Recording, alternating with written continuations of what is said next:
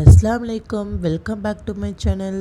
வாங்க இன்றைக்கி அருமையான ஹெல்த்தியான சப்பாத்தி எப்படி செய்யலாங்கிறத நம்ம பார்க்கலாம். வீடியோக்குள்ளே போய் பார்க்கலாம் வாங்க.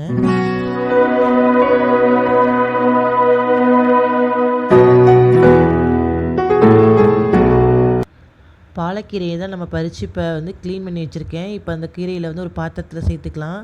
அந்த கீரை மூழ்கிற அளவுக்கு தண்ணி விட்டுக்கலாம். இப்போ நம்ம அடுப்பை பற்ற வச்சுக்கலாம்.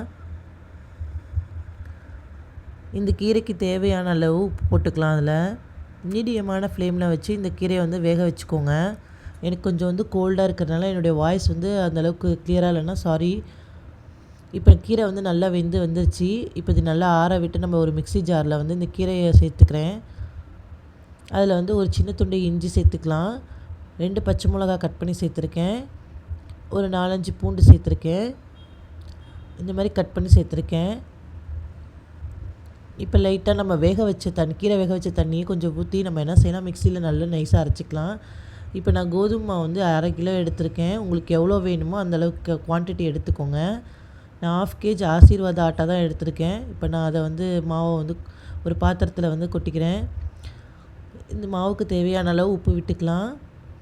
1/4 டீஸ்பூன் காஷ்மீர் சில்லி, கரம் மசாலா ஒரு 1/4 டீஸ்பூன், மஞ்சத்தூள் ஒரு 1/4 டீஸ்பூன் சேர்த்துக்கலாம்.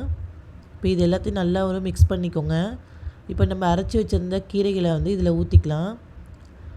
அந்த மிக்ஸி ஜாரில் இருக்கிற அந்த கீரையை ஒட்டிகிட்டு இருக்க கீரையில் கொஞ்சம் தண்ணி விட்டு நல்லா அலசி ஊற்றிக்கலாம்.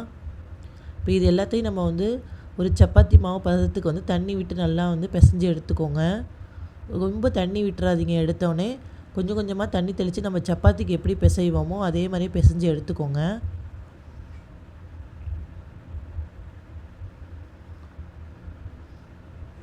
நான் கொஞ்சம் கொஞ்சமாக தண்ணி விட்டு இந்த மாதிரி பிசைஞ்சு எடுத்துக்கிறேன். இந்த அளவுக்கு நான் பிசைஞ்சு எடுத்துட்டோம். இப்போ ஒரு 1/2 hour ஊற வச்சுக்கலாம். இப்போ எல்லாத்தையும் நான் உருண்டைகளாக பிடிச்சி வச்சுருந்தேன். இப்போ தேய்க்க போகிறேன். எனக்கு இது அம்மா தான் தேய்ச்சி கொடுத்தாங்க.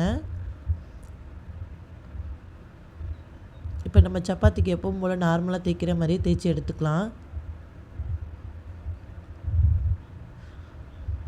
இந்த மாதிரி தேய்ச்சி நான் எல்லா சப்பாத்தியும் எடுத்துக்கிட்டேன். இப்போ ஒன்று ஒன்றா நம்ம தவாவில் சூடு பண்ண தவாவில் ஒன்று ஒன்றா சேர்த்து நம்ம சுட்டு எடுத்துக்கலாம். மீடியமான ஃப்ளேமில் வச்சுக்கோங்க. சப்பாத்தி கொஞ்சம் சூடானதுக்கப்புறம் அப்புறமா ஒரு டீஸ்பூன் எண்ணெய் விட்டு திருப்பி போட்டு நல்லா வேக விட்டு எடுங்க. இது குழந்தைங்க கீரை சாப்பிடாதவங்க கூட இந்த மாதிரி நீங்கள் செஞ்சு கொடுத்தீங்கன்னா அவங்க சாப்பிட்ட மாதிரி இருக்கும். பெற்றோருக்கு மனசு திருப்தியாகவும் இருக்கும் கீரை சாப்பிட்டோங்கிற மாதிரி. நீங்களும் இதே மாதிரி வீட்டில் குழந்தைங்களுக்கு நல்லா ஹெல்த்தியானதாக செஞ்சு கொடுங்க. என்னோடய வீடியோ பிடிச்சிருந்தால் லைக் அண்ட் ஷேர் சப்ஸ்கிரைப் பண்ணுங்கள். மறக்காமல் பெல் ஐக்கானை கிளிக் பண்ணுங்கள். இதே மாதிரி நிறைய வீடியோஸ் உங்கள் சேனலுக்கு வேணும்னா கமெண்ட் பண்ணுங்கள் மறக்காமல். இந்த சப்பாத்திக்கு சைடிஷாக சட்னி குருமா செம்ம காம்பினேஷன்.